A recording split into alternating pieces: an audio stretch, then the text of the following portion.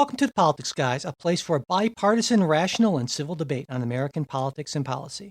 I'm Michael Baranowski, a political scientist at Northern Kentucky University. With me today is Trey Orndorff, a political scientist at Trey, your new home. Oklahoma Christian University Oklahoma now. Christian University. Yeah, congratulations. And I know you're in the midst of the move, and I really appreciate you taking the time to jump in here and sub for Jay, who is away on vacation. I believe, I think he said the Bahamas or something. So he's enjoying that, and you're in Oh. the middle of a move.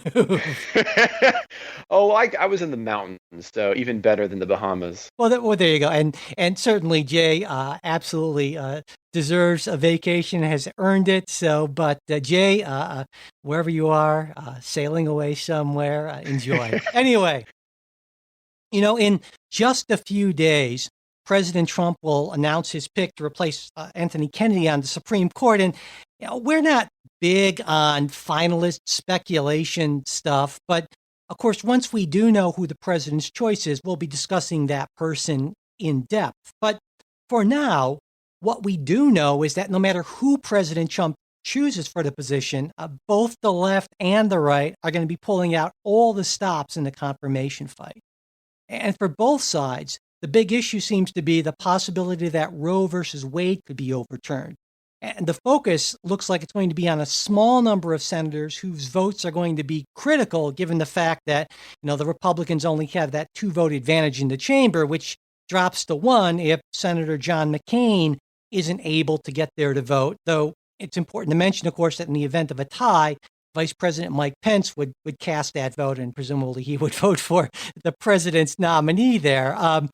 So, Trey, what do you see as the strategies developing here? And again, we know that there are some finalists, but essentially it's not like Donald Trump's going to go off the reservation and nominate some moderate or something like that. So I think he's already set. He's got a list. That's one of the things that got him elected.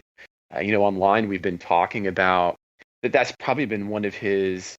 He has been, in my opinion, more systematic about this SCOTUS pick and more on message probably than anything else he's done, which I think has given him a edge in this particular, if you want to call it a battle, sure, this confirmation process. And you're right to point out, Michael, that so in all honesty, the Republicans have a single seat control, which means that both Dems and Republicans, as we know, because Pence, as we were getting into the weekend, was meeting with some of the candidates and was also, along with Trump, making phone calls to some of our key senators who are those kinds of cusp individuals in the Republican Party to see if they might be able to sway them. Specifically, we're thinking here like Susan Collins, and to see if they can make that move. But I don't think that the Democrats have a really good play here. In all honesty, I think they're going to kind of try to take a position take on this. I would be really surprised if we have any Republicans who are going to defect, because I think defection in this case would be the kiss of electoral death. I'm just not sure that there's going to be, it's going to be close, but I don't think it's going to be as exciting as a lot of the outlets are making it out to be. What do you think about that, Michael? Yeah, I think certainly Susan Collins has been, and Lisa Murkowski as well, to a lesser extent. Murkowski, yes. Yeah, have been in the news on this because Collins has, publicly said, expressed her discomfort with confirming anyone who would vote to overturn Roe v. Wade. But I think this kind of gets finessed in the way that, well, as long as the nominee makes sure he or she doesn't say, I will overturn Roe versus Wade, and the president doesn't ask, kind of like a don't ask, don't tell sort of policy for this type of thing. So, and so, again, it's pretty clear that the focus on the left is going to be putting a lot of pressure on Collins and Murkowski. One group, for instance, Demand Justice, which is a liberal group, they put together what they say is a $5 million campaign focusing on Maine and Alaska. And so those are, if any Republican votes flip, it would be Collins or Murkowski. But then again, it's also important to consider that on the left, there are also some vulnerable Democrats. There's a group called the Judicial Crisis Network, a conservative group. They're focusing on Democrats in states that Donald Trump won in 2016 who are facing reelection this year in 2018. And to give you a sense, this group spent $10 million to support the confirmation of Gorsuch. And this is a much bigger deal than that, for sure, And so we're talking here about the Maine people, Joe Donnelly in Indiana, Joe Manchin in West Virginia, and Heidi Heitkamp in North Dakota. And, I think it's a little more likely that one of those Democrats would flip to the Republicans than one of the two Republicans would flip to the Democrats. So I don't know. What do you think about that, Trey? I agree. And I think one of the things, it's easy to forget, but the idea that you're going to have confirmation battles over SCOTUS picks is a relatively recent development. As a matter, it doesn't start that many decades ago. And so it's going to be tough for Democrats, like you point out. The idea that Roe is going to get overturned is likely not going to be a major point coming up in Senate confirmation hearings, especially with a more conservative justice who is going to, at least in the way he describes his jurisprudence, to be talking about, look, I want to uphold precedent. That is kind of the standard conservative position. So to think that they're going to be able to make a big battle over that just seems weak to me, especially considering Roe isn't even the standing case law now anyway. I think what will end up happening, I think if Democrats take too hard of a line on this, they're going to end up they're going to get painted with the same kind of brush that Republicans did when they refused to take a look at a nominee under President Obama. And I don't know what's to be gained in this case, because they're not going to be able to delay it. And even if they kill one, somebody else is going to come down the line. They can't keep killing them indefinitely. Yeah, and there's no way they're delaying this until after the midterms.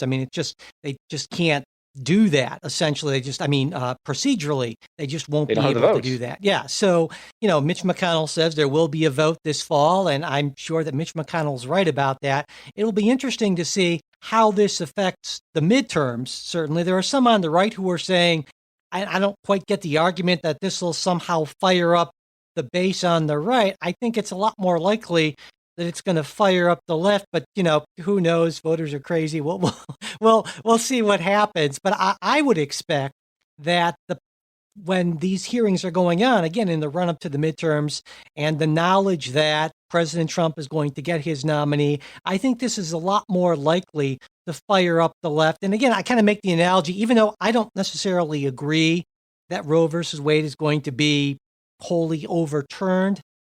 We saw what happened when Roe versus Wade was enacted in 73, and it led to a strong surge of activism on the right. And I think we're likely to see a sort of similar type of thing with even the possibility of Roe versus Wade being unturned and a surge of greater activism on the left. So I think politically, my expectation is being that this will help the left more than the right. But again, this is a ways off, and we'll see what happens. I agree. I don't think there's any immediate change. As a matter of fact, I don't think for either the left or the right, there's going to be a significant shift over a Supreme Court nominee in the midterm election. He's going to get, he or she, almost undoubtedly, he is going to get nominated. They're going to get confirmed. And by the time November rolls around, it's going to be a distant memory for the average voter. Yeah, for the average voter. That's a good point. Yeah, and I guess one thing, before I move on from this, one thing that sort of troubles me, I don't know. I guess one thing that bothers me a little bit about this is my baseline on Supreme Court nominees and presidential nominees in general is that as long as the person is not unfit in some very real way, I feel like advise and consent to me basically means that the president gets his picks as long as they're not unqualified. Unqualified doesn't mean somebody who has different policy or ideological preferences than me. And, you mentioned that this is a somewhat recent thing. It's certainly the last, few decades, or now it's getting less and less recent as I'm getting older. But and you Yeah, I know, mean, I and think a people, lot of people point to Bork. yeah, well, and people, I guess would say to me, how can you say that? Because we're going to get people who have these sort of policy preferences that you don't like. And yes, I understand that, but I feel like it works both ways. I want the people who have my policy preferences to get confirmed, and this is why we have elections. And elections have consequences, and they should have consequences. And so, I mean, even though I'm sure I'm not going to like on policy and on judicial viewpoint whoever President Trump picks, ultimately I feel like he gets his pick as long as that person isn't qualified. And I've said this before, if I were voting, I would have to vote to confirm that pick because that's how I understand the system should work. And there would be a political price to pay for that, which is probably one of the many reasons why I'm not and will never be a United States Senator. Well, I can't disagree with you on that front. I don't think anybody's going to be lining up to pick either one of us because No. every week we do the exact opposite of what you should do, which is give some deliberate analysis on issues that can be listened to in the future. Yeah, exactly. All right. Well, again, I'm sure we'll come back to this certainly next week after President Trump names his nominee and then throughout the confirmation process. All right. Well, moving on, it was a long time coming, but the EPA administrator, I should say scandal-plagued EPA administrator, because, Scott He is. Pruitt, yeah, he was finally forced out. I mean, Pruitt was seen by conservatives, certainly, as exactly the sort of strong, deregulatory-minded, industry-friendly presence that was needed at the agency. Now, liberals, on the other hand, viewed him as being essentially in the pocket of the industries he's supposed to be regulating and certainly no friend to the environment. But despite Pruitt being exactly what conservatives, really from Donald Trump on down, wanted in running the agency, those mounting scandals ended up being too much of a distraction in the end. I mean, at the time of his resignation, Pruitt was the subject of more than a dozen different federal inquiries, which is crazy. So he'll be replaced by his top deputy, Andrew Wheeler, until a successor is named and then confirmed by the Senate. So, Trey, what do you think about Pruitt's resignation and how it might affect the EPA going forward? Yeah, I mean, it is fascinating to me. So on the left, okay, I get that Pruitt is not doing the things that you're going to want, but it's not as if you're going to suddenly get some particularly eco-conscious, No, friendly, no. EPA head. And so what's fascinating about it on this front, at least, is I mean, Pruitt, he was doing the stuff that Trump wanted, everybody else wanted, and that's the reason he stuck around so long. If he could just have stopped shuffling money around weird, you know, uh, building expensive furniture, dealing with lobbyists in certain ways, he would have been fine. I mean, it seems to me that the Pruitt going away, it has a very few implications for the EPA itself, but I think it has some larger implications for the way that Trump has handled his administration, which is he has not carefully picked individuals. I mean, how many people are going to end up resigning either because of outright scandals in the case of Pruitt or his communications director, the stream of communications directors he's had. Um, I think it has bigger implications for kind of this Trump management style. I think it'll be something that we'll study in the future as we get more information about it. But I really think that's what's the most interesting piece here. I don't really think it changes much with the agency, and I don't think it really buys either party any kind of political points because again, nobody's going to vote in the midterm election about whether or not Pruitt's in the EPA. Yeah, no, you're absolutely right. And I think when we do study this management style in the future, we'll conclude that management by chaos is maybe not the best way to run the United States government. But more specifically than that, I think another lesson is bringing in outsiders without a lot of federal government experience is a very iffy, very potentially hazardous thing. I mean, certainly, Scott Pruitt did have experience in Oklahoma state government, but he came in clearly not understanding that the way the spotlight would be on him, and that there are certain things you can and cannot do as a top federal government official. Now, his likely success, well, I don't know if Wheeler's going to be the nominee for the permanent position, but Wheeler's a very different person. I mean, he is much more of a federal government insider. He's got more experience. He doesn't have the ethics issues. He's the sort of person who's going to essentially carry on the exact same policies as Scott Pruitt did, probably much more effectively because he's not going to be distracted by the scandal of the week, essentially. So in terms of, I mean, if you're a conservative, I would think in many instances, this is a very good thing because now the EPA can get about with its business of essentially more properly, I guess the conservative way to put it would be more properly balancing the needs of the economy and business with the environment, or as people on my side would put it, can keep on, attempting to destroy the environment for the sake of big business lobbyists, essentially, which I do think is a little closer to the truth. But anyway, of course, I should point out that Wheeler was confirmed for his deputy position. It was 53 to 45. He'll need to be reconfirmed if he is in fact nominated. And whoever's nominated, I think it's going to be largely a party line confirmation vote, essentially, with maybe one or two Democrats, Joe Manchin, West Virginia, being one potential who might flip the other way, that sort of thing. So would you agree with that? Yeah, I mean, the only thing I'd really add, Michael, is you talk about how this is an example potentially of the downfall of outsiders. And I've thought about this and I've read about this a lot. And in some ways, I honestly think that Pruitt, he's an example. I don't think that outsiders per se are a bad plan. I think this is what you have when you have individuals with poor character. So I think Pruitt and others, you can have outsiders who are humble about the idea that they have things to learn, they have to do. But obviously, Pruitt was not that kind of guy. And that's not, that kind of character is not the kind of thing that has been a priority in the Trump administration. And so I think in some ways, this is an example of character issues. I mean, you can be an outsider and recognize you have things to learn, or you can be Scott Pruitt and say, I'm going to do whatever the heck I want to do because that's what I do.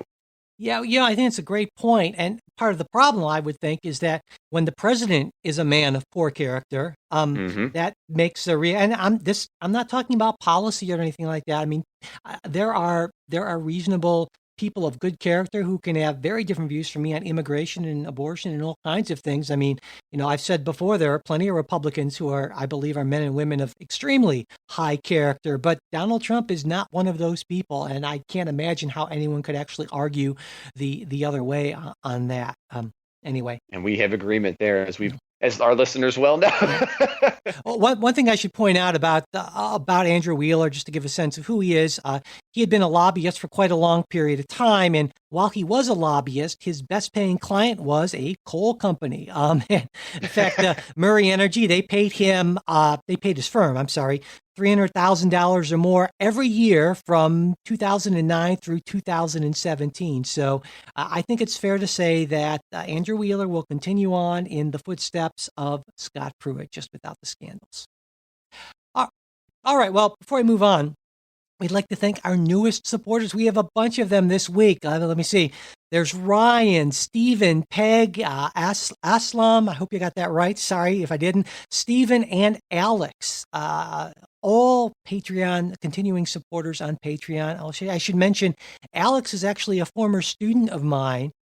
He's a conservative, and his thoughtful perspectives have always, I thought, been kind of a healthy addition to class debates. So thank you, Alex. And a number of our supporters this week wrote in. Ryan wrote, I've been listening since you had Dan Carlin on, which was quite a while ago, actually. He said, I figured I'd chip in since I listen to you guys weekly. And don't worry, Jay, I won't tell anyone that you are secretly a liberal.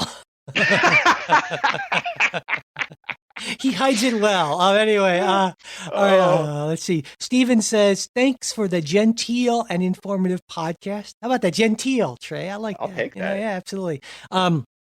Peg wrote in to say, woohoo, last child graduated from college this spring, so now I get to use those dollars in other ways. Priority is the politics, guys. I'm so grateful for the tremendous work you profs do. And Jay, I'm also very partial to you Justice warriors.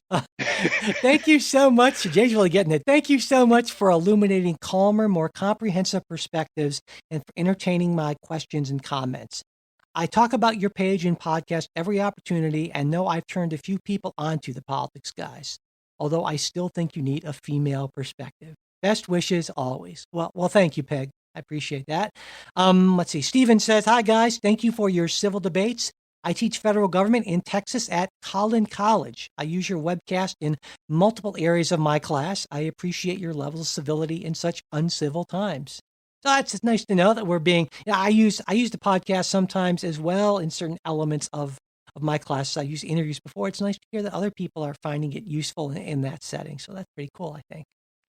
All right. Well, when you become a supporter of the show, it's not only just helping us keep the show going, which is obviously really important, but also you get access to our special supporters only after show. Last week on the supporters show, Jay and I talked about that recent spate of public shaming of Trump administration officials, Harley Davidson's announcement that it's going to be moving some production overseas because of EU retaliation for President Trump's tariffs, and also some news on climate science, which had Jay sort of hopeful and has me a little bit skeptical. But anyway, this week we also have some great stuff lined up for you as well. So if you do want to make a pledge of support to this show, we would appreciate it. Just go to politicsguys.com/support. That's a direct link, or politicsguys.com, and then you can just click on support or any of the support Patreon, PayPal icons. Thanks so much. All right, moving on. The trade war threat that some people, I think Jay was one of these people, were hoping was just kind of a tough, unconventional Trump negotiating tactic. Well, it's starting to look less like a tactic and more like a policy. This week, U.S. customs officers began imposing tariffs of $34 billion on Chinese goods, and the Chinese quickly retaliated. Now, President Trump has earlier said that if the Chinese did in fact retaliate, he was prepared to levy an additional $200 billion in tariffs on Chinese imports. Now, the U.S. tariffs are focused on industrial products, which means that consumers aren't likely to see the effects right away. But already what we're seeing right away is that supply chains are being disrupted, investments being hurt, and a lot of industry groups in the U.S. are clearly expressing their displeasure with this. There's definitely broad agreement that the Chinese are doing some stuff with trade that is not okay. Discriminatory and unfair trade practices, especially involving licensing and intellectual property. But what there does seem to be bipartisan agreement on largely is that the administration's response is just not the way to deal with this particular problem. So I guess the first question, Trey, I mean, I know you're more of a free trader even than I am. So, but what's your sense of what the administration hopes to accomplish here? Because obviously, they don't want, their goal isn't to tank the markets, disrupt supply chains, lower investment, and hurt the economy. So what's the end game here? Why are they doing this, do you think? Bad economic understanding. Hard stop, period. We've talked about this on the show a couple of times. You and I have not had the opportunity to talk about it. And you're right. Jay and others were kind of holding out this hope that this was just kind of a vague threat. And I have been the voice saying, no, this is a bad, this is a bad plan. And as you note, right now, the things that are getting targeted in that 34 billion worth of goods, they were originally going to target things like television and flat screen panels, and they backed away from that. But when you take a look at the list, it includes things like semiconductors and plastics. So it is not going to take long before your Samsung phone is going to cost a heck of a lot more, because where all those semiconductors are made. It's not here in the United States. And that's it's easy to say in the short term, hey, this isn't going to have a consumer impact. But these items that have been picked, it will not take long for this to come downstream to consumers, especially considering, China's already had that 400 billion hit back, which means that Trump has promised he's going to have another hit back, which means that China would do that. So here's the economic problem. Fundamentally speaking, I recognize that we have some intellectual property threats, but we actually have institutions to deal with this. We just haven't used them effectively.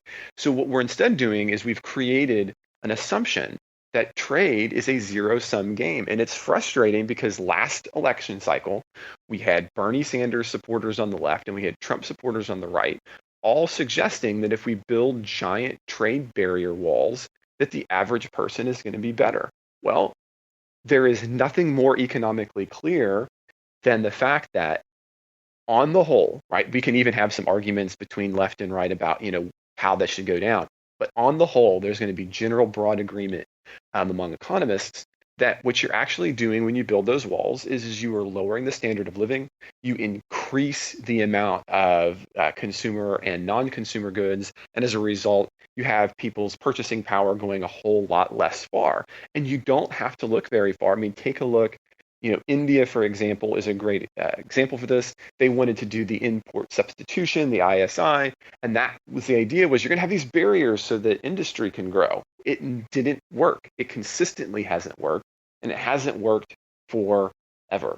And so my long-term prediction about this is simply that Trump is going to continue to impose hits on China. China won't actually be able to have as many hits on us. So they'll eventually have to start doing um, some non-tariff barriers in order to try to continue to hit back. But that's not any significantly better for the average person, the company, or the consumer. And so I think we're in the midst of a very dangerous circumstance, both for the United States and for global trade in general. And this is one of the things that, I'm just going to say it, us libertarians, we're kind of our Republican libertarians have been saying for a long time is you start getting comfortable with these trade barriers, and this is what happens. Yeah, well, I absolutely agree, and it's so bizarre to me that mercantilism essentially is making a Yes. comeback. I mean, of course, that philosophy was based on the belief that trade is a zero-sum game, and it's just simply we have over 2 centuries of experience and evidence to tell us that that's just not true. It has a certain surface emotive nationalist sort of appeal, but we know it's just wrong. So I was trying to think about how the most compelling case I could make for the Trump administration doing this, just because it's so hard for me to wrap my head around this. So here's what I've come up with. And I've heard this kind of bits and pieces of from various administration officials. I think the thinking is among the more sophisticated, rational type of people who may or may not concern the president. I honestly don't know what goes on in that man's head, but I think the thinking is that, okay, we have a really solid economy right now. If we're going to start a trade war, this is the best time to do it because we have more reserves to draw on, essentially. And the thinking, I think I've used this analogy last week and maybe before, is that this is sort of a game of chicken. Trump is hoping that the EU, that China blink before the U.S. does, before their pain is going to be worse than our pain, essentially. And then that will allow us to basically reset our trade with the rest of the world on more favorable terms to the U.S. I think that's the thinking behind this. But the problem here, a couple of problems. Number one, there aren't any ongoing negotiations with China on trade, so if you're going to impose tariffs or threaten to impose more, it makes a lot more sense to do that in the context of negotiations. So you can, if you're going to do these things, you can stop the bleeding and get something done with before. Or have the threat that says if you end Yes. A, then these tariffs go away. Yes. And then the problem, I think, with tariffs first and talks later, which seems to be what the president is choosing to doing, is that nobody wants to back down or look weak. I mean, it's pretty clear in a lot of EU countries that there's strong public support for standing up to President Trump. In China, I mean, when you're an authoritarian country, you don't even have to really worry about that. So Donald Trump said trade wars are easy to win, and he's just wrong about this. I feel like this man who prides himself on being a great deal maker has essentially backed the United States into a corner. And of all the awful things that I think have come out of his presidency policy-wise, this could be potentially the worst. I agree, but I actually don't place all the blame for this with Trump. I place this, voters have consistently moved away from economic openness for a variety of, I think, wrong reasons. And that's why we had a number, 2/3 of our viable candidates espousing a form of mercantilism. And this is an uncomfortable position to have to be in, but to say, look, this is what voters wanted, but voters are simply wrong. Yeah. Yeah. The Brian Kaplan, economist, George Mason, who I talked to a while ago, actually has a whole book on that. He calls it The Myth of the Rational Voter. It's a great book, and that's one of the things he talks about is people's just wrong beliefs on free trade. And we should point out it makes sense why the average, not really involved politically person would think that, because the benefits of free trade tend to be smaller and spread out widely. So the fact that, for instance, the laptop you buy is, say, $100 less than it would be otherwise because of free trade, that sort of thing. That's a smaller thing as opposed to, but everyone enjoys that, as opposed to, when you're out of work because businesses have moved overseas to take advantage of lower labor costs and that sort of thing. Well, that's a smaller group it affects, but it affects you much more in a much stronger way. And that's the sort of thing that actually gets covered by the news, as opposed to, hey, laptops cheaper because of free trade. That's not a news story, but plant moving overseas, that is a news story.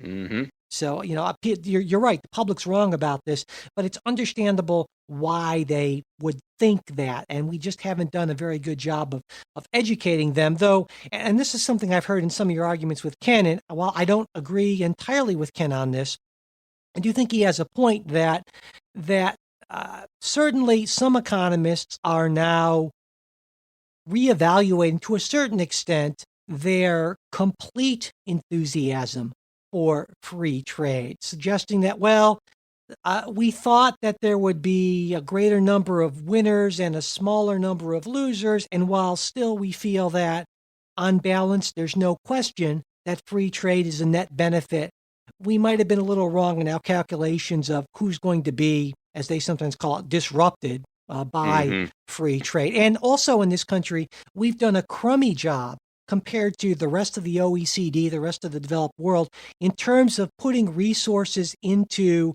worker re-education, retraining, that sort of thing. We don't do very much of that at all. And I think that's a big problem, is if you're going to have these disrupted industries and people have no place to go and don't have resources to fall back on, that's going to create a problem. No, and I mean, you're right. Ken and I've had this argument before, but when you start talking about all-out trade wars, we're no longer having a conversation about the degree to which we should have openness, but to the question about this kind of zero-sum game of, do we have any openness or at all? Yeah. And so, I mean, I think I wish that we could be having that conversation, which was, I mean, that was basically what was happening. And this is ironic in some ways under President Obama, right? Because we were having a conversation about how much more openness we wanted with Asia more generally, right? And that was being attacked from both the left and the right. He got flanked on that one significantly. Yeah. So I agree with you. I think that we could have some conversations, and like Ken and I have, I think that we probably have some disagreements. At this juncture, that's a kind of a moot point, because we all end up being in the same boat, saying, wait a second, let's think about openness. This is not a complete zero. This is not a zero-sum game. Absolutely. All right. Well, I am unfortunately fairly certain that there will be much more on this, and it does not look like it's going to go in a direction that either you or I would favor, Trey. Buy your iPads now. Yeah. All right. Moving on. There have been more developments this week on the immigration front. First, U.S. District Judge James Boasberg ordered the government to either immediately release or give hearings to the more than 1,000 asylum seekers, many of whom have been detained for months, and in some cases even years, without having their claim reviewed. And Judge Boasberg said that the government is ignoring essentially its own policy, which states that asylum applicants with a credible fear of persecution must be either given a hearing in 7 days or released. And in addition to this, he pointed to a 2009 Homeland Security policy that's still in effect that states that the federal government must consider whether an asylum seeker poses a flight risk on a case-by-case basis, which the administration has clearly not been doing. Now, also, in addition to this, on Friday, another federal judge, Dana Sabro, who had previously ordered the quick reunification of parents and children, especially children age 5 and under, and we talked about this on last week's show, he heard arguments from government officials asking for an extension to this order. Now, the government admitted when they were making this argument that they basically lost track of the parents of 38 of the migrant children they're currently holding. They know that 19 were deported and 19 are presumably somewhere in the United States, but that's all they know.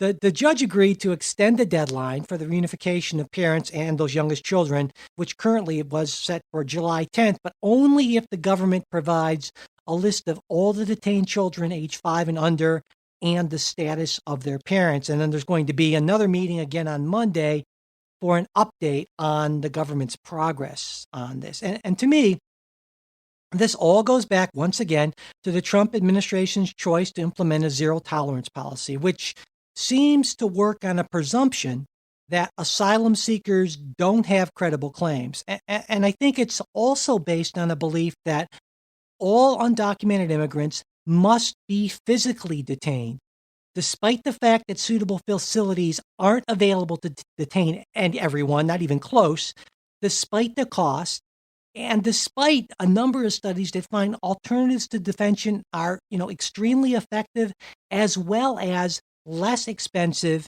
and more humane. Now, Trey, I've said a bunch of times before, this entire mess, to me, is a display of colossal incompetence and callousness. What do you think?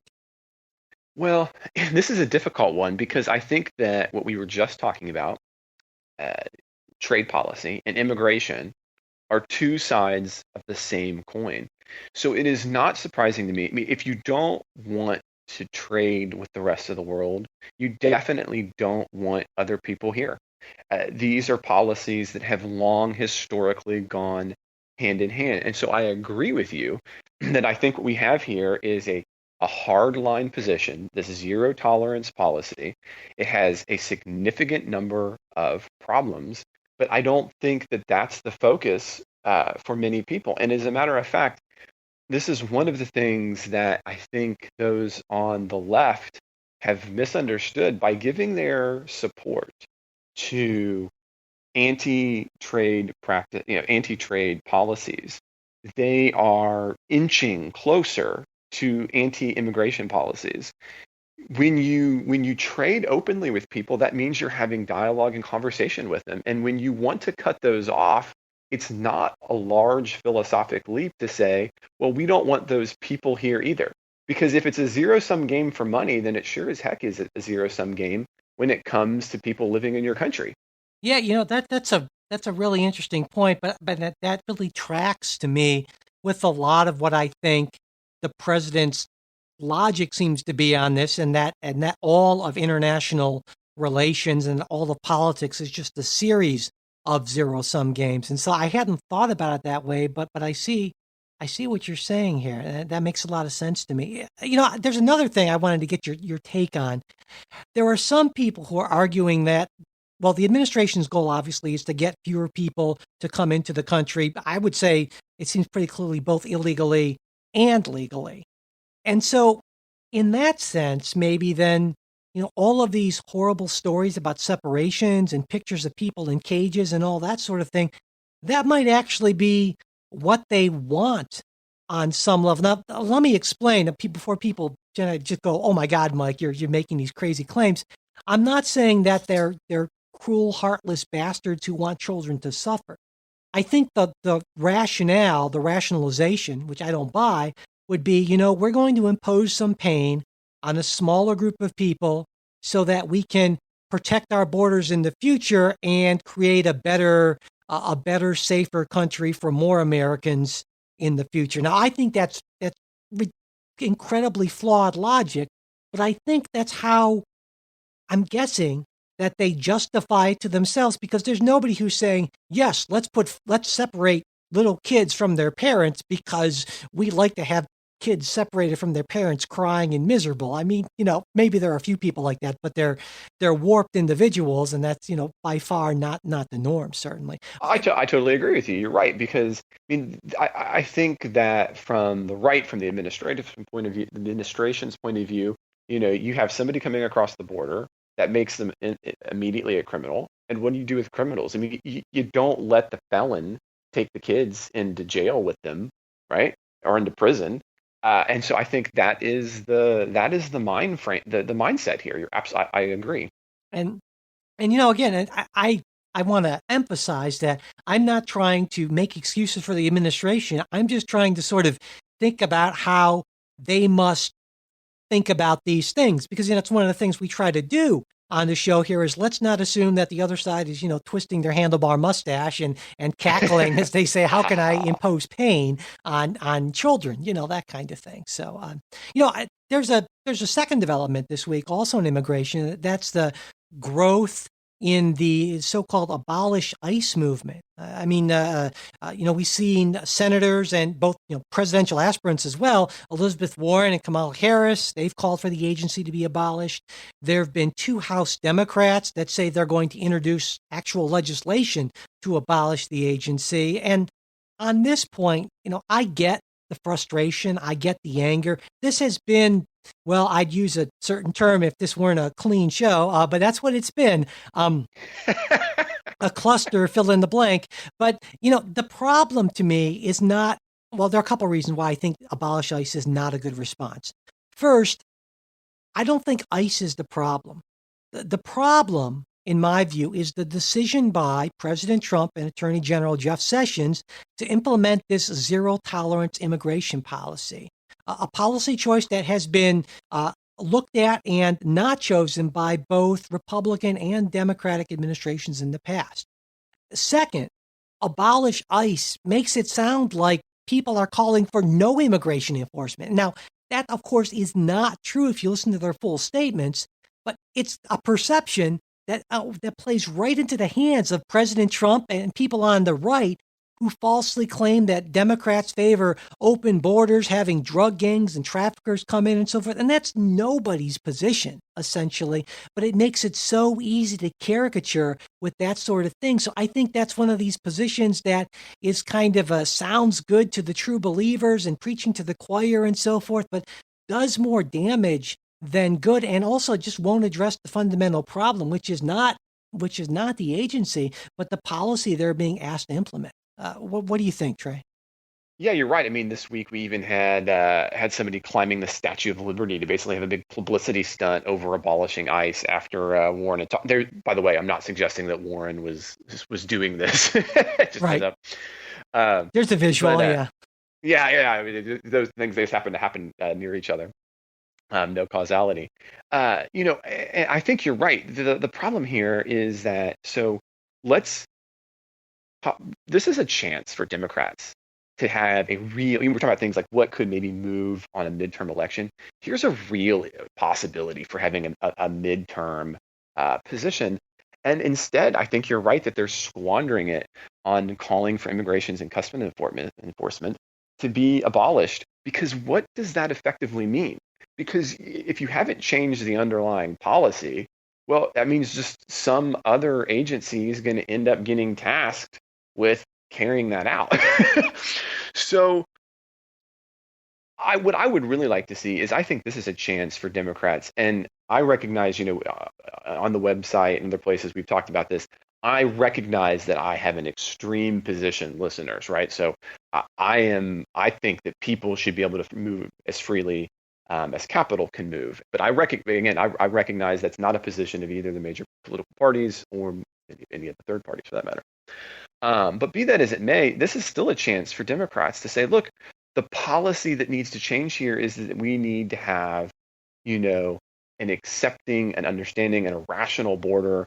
We want to have good immigration. We want to have a policy that encourages people to immigrate. And if they would make those, that's a much more difficult position to attack than, Pence coming out the other day against Warren and saying, look, all these spurious attacks got to stop because they're just harming. And well, he has a point. but that's not really what they mean. So I agree with you. Yeah, but and I get the political imperatives here because more and more we see that, back in the day, it used to be the strategy used to be secure your base and then run toward the middle and get those moderates. But that's less and less true. And now the strategy, it seems to be on the left, that the strongest presidential contenders are people who are not really centrist or anything like that. And I think fundamentally that's a flawed position to take. And some people will point out to me, well, Hillary Clinton was kind of a centrist, and look what happened. It's like, well, yeah, Hillary Clinton was just a horrifically bad candidate with just more baggage, negative baggage, than practically anyone else in the Democratic Party. So I don't think that's a really good example of what a reasonable centrist can do. But, I unfortunately think this is the way our politics is going. And that's why you see people jumping on these positions, even though I think they're just going to do more to separate us rather than bring us together. Thank you for pointing that out, because I have grown tired of the Hillary Clinton is the paradigm of centrism issue. Yes. So yeah, oh well. But anyway, let's move on to the 4th of July was just a few days ago. I think I still have some people firing off late fireworks. I guess because the Wednesday thing, everyone had some spare fireworks or something. I don't know. My dogs are going crazy. But anyway, if you're an American politician, you typically spend the 4th of July at some hometown parade or something, shaking hands, kissing babies, eating hot dogs. Just basically being as patriotic as you possibly can be, right? That's the standard playbook for a long time. But this year, 8 Republican U.S. senators decided they do something different. They decided they would spend their 4th of July in Moscow. Now, before they left, they expressed the hope that they could, talk with Russian President Vladimir Putin, and they said, "We will talk tough." Well, Putin never showed, and once they were in Russia, they basically turned into teddy bears. And they said, "Well, we're here to strive for a better relationship and not to accuse Russia of this or that or so forth," which is the exact words of Senator Richard Shelby, who was the leader of the delegation. Now, the senators were pretty roundly mocked on Russian state TV for this, as well as here in the United States, and rightly so, I would say. What do you think of this, Trey? Well, I mean, this is basically the lead up to what's going to be the big show next week, and I'm sure we'll have to end up talking about this, which is, Trump's going to stop over, and there's such fascinating nonverbal rhetoric happening here. You got Trump, you got the senators coming over, then you're going to have Trump stopping over in NATO effectively for a NATO summit in Brussels, before he's then going to head over and talk with the original anti-NATO himself, Yeah. Russian President Vladimir Putin on July 16 for a one-on-one. This. Well, did you ever think? I never certainly ever visualized a future where the Republican Party would be the essentially apologists for Russia. That just so does not track with the last 50, 60 years or more of U.S. political history. It's just bizarre how essentially now partisanship has come to override even what I thought were the strongest, most... The base issue. Yeah, that's just so very bizarre to think of the GOP as the pro-Russia policy. And I think this is, part of this, certainly. You're right about that.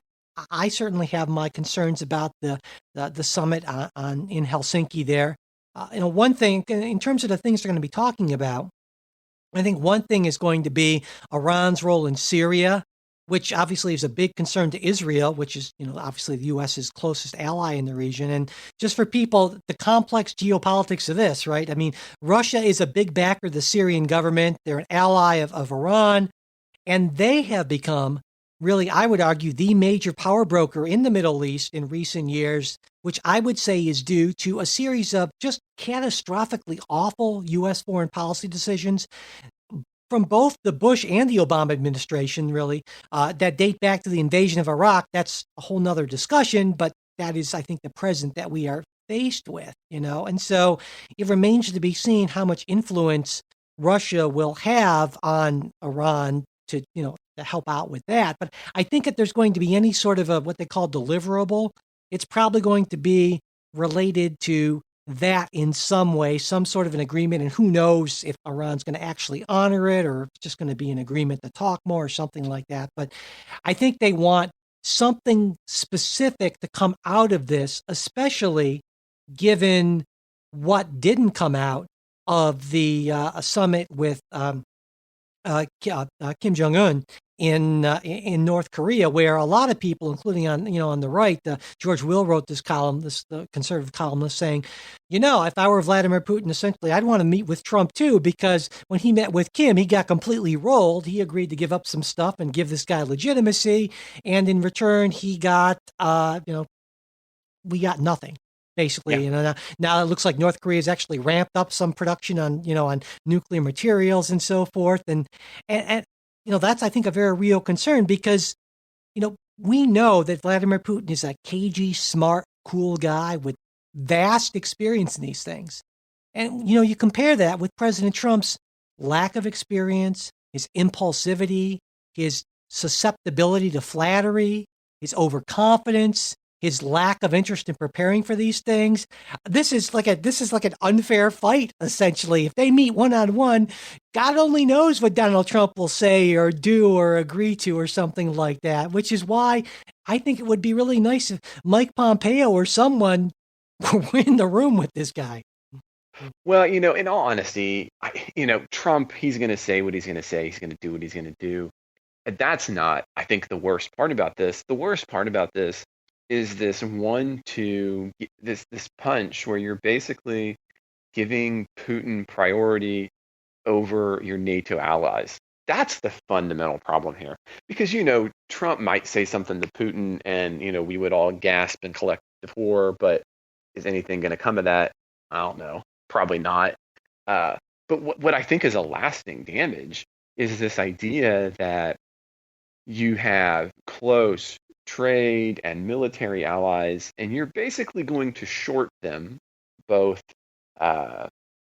in appearance and in policy to the favor of Putin.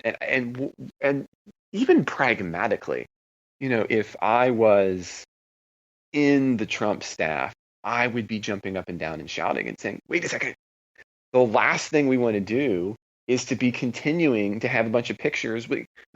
You and Putin shaking hands is going to be the worst internet meme in the history. It could go perfectly. It's going to be the worst meme in the history of mankind, given the context of what's going on with the election. It baffles me. I think, again, trying to get inside the head of the president, any president, is always a dangerous sort of thing. But I guess my thinking is that he feels like nobody is a good enough friend to the United States. Everything is unfair. I've never seen a president use the word unfair more than Donald Trump does. And it just reminds me of some 6-year-old throwing a tantrum on the playground or something like that. But that's another visual you don't necessarily need. But that he feels like he can push more with our allies because they're not going anywhere. They need us. And so the correct approach to make them better friends, more responsive to us, is to be hard on them. Whereas the people who are avowed enemies, the correct approach is to talk more with them. And so I think maybe that's the logic. Now, some other folks, Ken has kind of argued this, and other folks have as well, saying that no, this would just suggest that Donald Trump is, for whatever reason, seems to be interested in actually following the foreign policy lead of Vladimir Putin in Russia for reasons that might be tied up with campaign things. They might be tied up with all the weird, shady financing things that Donald Trump's organization has gotten from Russian financing after he couldn't get more legitimate financing for some things and so forth. And I don't know how much of that may or may not be true. I guess maybe we'll find out one day to a certain extent. But I'm trying again to not jump to what are the most sort of disturbing views on this. And by the way, I should mention for listeners who are interested in hearing sort of the worst case scary scenario on this, on the Ezra Klein show he recently had on someone from the Lawfare blog about kind of what we know about the Russia investigation and these ties and so forth. It's emphatically, tremendously biased. But if you want kind of the most scary picture of all this stuff, for some reason, I don't know, you just want to hear that, go ahead and listen to that. I tried to listen to part of it. It both freaked me out and made me shake my head because I was thinking you should have somebody who's not quite as clearly biased on this. But anyway, we will see. I certainly, I guess part of this is me hoping that people like that that they're not right in the end, because the awful things that it says, for the awful implications of that, maybe I just can't handle that. I don't know, but I certainly, I guess that's where I am on that. At least on the optimistic side, Mike, the thing is, I mean, he met with North Korea for no other reason than stupidity. So, well, see, and I go back to, people talk about motives and so forth, and I always go back to Occam's razor, and I try to think, what's the simplest explanation for this? And for me, the simplest explanation is that this is a person throughout his entire life has been driven by kind of emotion and this kind of chip on his shoulder feel, and pushing back against people who say you shouldn't do this. And so that's kind of what I take it. Maybe there are deep, dark motives behind the scenes, but I feel a lot less confident speculating about that than I do about what seemed to me to be stable personality characteristics over literally decades. So that's kind of what I go with. Agreed. Yeah. All right. Well, that does it for this week's show. But, before we go, I wanted to let everyone know that this week on Politics Plus, I'm talking to former Obama and Trump administration White House stenographer. Yes, that's right, stenographer. They still have them. Beck Dory Stein, about kind of the things she saw and learned behind the scenes. She was in the Obama administration for a bit over 4 years, I believe, and she also stayed on for a little bit under President Trump. And as you can imagine, she's got some really interesting stories, and I had a really good time talking to her. Yeah, and that'll come out on Monday. And if you're interested, you can find Politics Plus, well, pretty much wherever you find the Politics Guys. Also, the website is politicsplus.us. And also, in a few minutes, Trey and I, we're going to be recording our supporters exclusive after show. And I think today we'll be getting into the Trump administration's reversal of an Obama era guideline to schools about considering race in admissions decisions, and also a lawsuit over a new citizenship question that the Trump administration wants to add to the census. So if you're a supporter, all that's going to be waiting for you by the time you hear this. And if you're not a supporter and you'd like to check it out, just go to politicsguys.com/support. That's a direct link, or politicsguys.com and click on the support thing in the menu, or the PayPal or Patreon links. So that is it for us for right now. Again, subscribing to the show is a big help, as does sharing episodes. So we would appreciate it if you could do that, as well as leaving reviews and ratings on iTunes. And if you want to get in touch with us, we love to hear from you. That's mail@politicsguys.com, and our Facebook page. We've had just a bunch of great discussions lately, wouldn't you say, Trey? I mean, it's been some really good stuff. And that's facebook.com/politicsguys page. We're also on Twitter @politicsguys. The executive producers of the Politics Guys are Michael Baranowski, Trey Carson, Jay Orndorff. Wow. My God, I need more coffee. How about Jay Carson and Trey Orndorff and Bruce Johnson? Okay, Mike, take a minute. Today's show is produced by me, Michael Baranowski. We'll be back with a new show on Wednesday. We hope you'll join us.